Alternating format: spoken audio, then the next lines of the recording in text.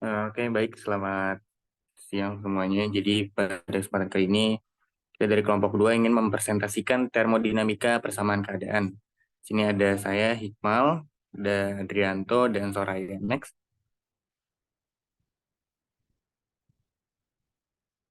Nah, di sini ada penjelasan dulu ya persamaan keadaan itu apa sih.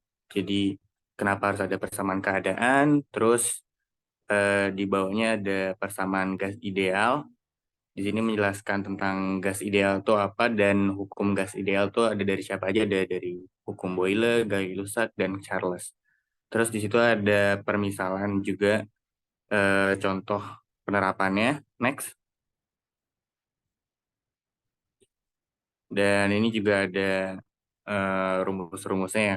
Kalau di persamaan keadaan yang dipakai itu variabelnya apa aja, ada rho, ada P, ada T. Terus di situ bawah ada grafik juga. Jadi kenapa sih gas ideal ini dipakai? Karena dari grafik bisa dilihat juga alasannya kenapa. Next.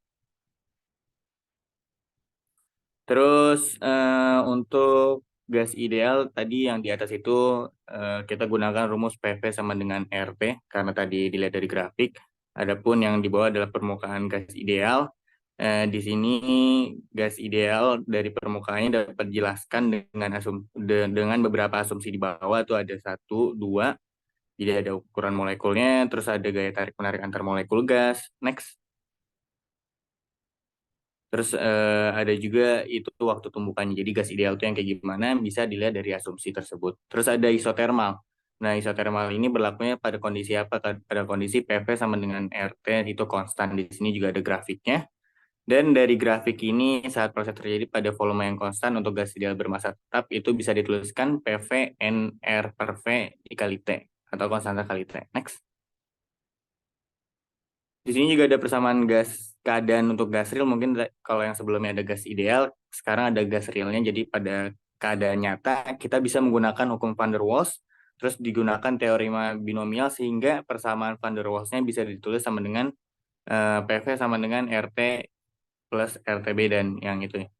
Terus di persamaan ini kan ada A sama B dan A sama B itu ternyata konstanta yang sudah ada ketetapannya dan dapat dilihat dari tabel. Next.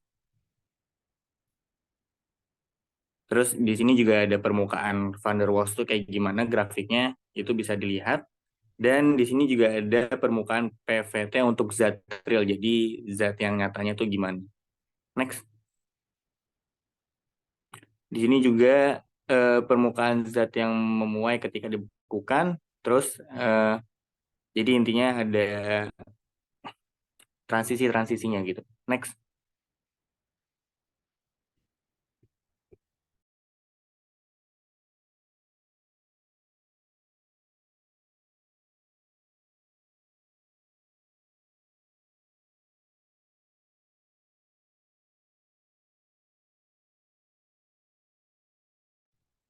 Ya suaranya.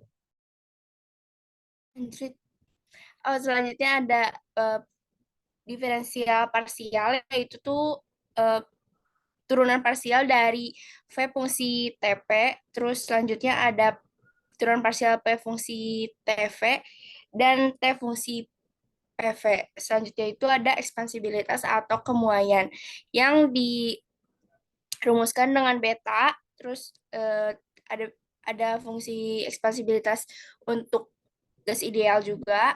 Selanjutnya ini ada kompresibilitas atau ketermampatan yang disimulkan dengan kappa. Terus ada eh, ini dari pada gas ideal. Selanjutnya itu ada titik kritis van der Waals. Next. Titik kritis ini bisa dilihat dari diagram fase, yaitu ada titik kritis saat dua fase berbeda dari suatu zat dalam berada dalam kesetimbangan dan perbedaan antara fase cair dan fase gas jadi tidak terlihat. Ini tuh titik kritisnya berlaku pada turunan pertama P, P, P per V T konstan sama dengan 0, terus turunan keduanya sama dengan 0 juga. Nanti kita masukin ke persamaan van der Waals. Next.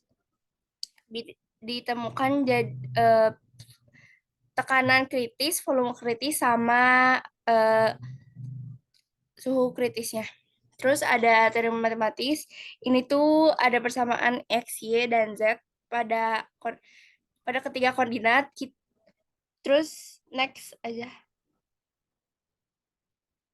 Nah, itu tuh diperoleh jadi dx per dy z konstan, do y per do z x konstan, do x per do z y konstan sama dengan -1. Terus kita masukin ke persamaan hidrostatik. Jadi diperoleh do P per do T V konstan sama dengan beta per kappa. Next. Selanjutnya ada diferensial eksak. Ini tuh dari grafik kan, grafik ilustrasi PVT untuk benda padat dan cair. Nah, ini tuh proses sepanjang 1, 2, dan 3 dan proses 1, 2, 1, 4 dan 3 si turunan parsialnya. Next.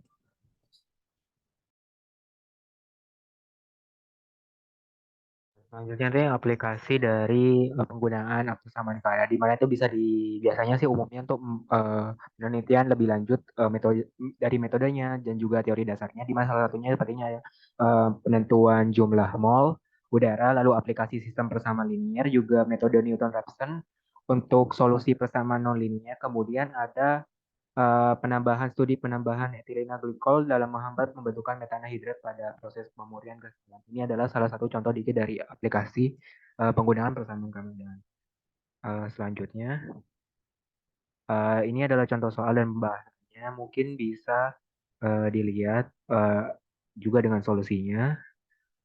Nanti kita juga akan menentukan beta dan kappa dari gas van der Waals atau gas Steele. Dan ini referensinya di masalah satunya itu menggunakan buku Sears Salinger. Terima kasih. Sekian dari kelompok 2.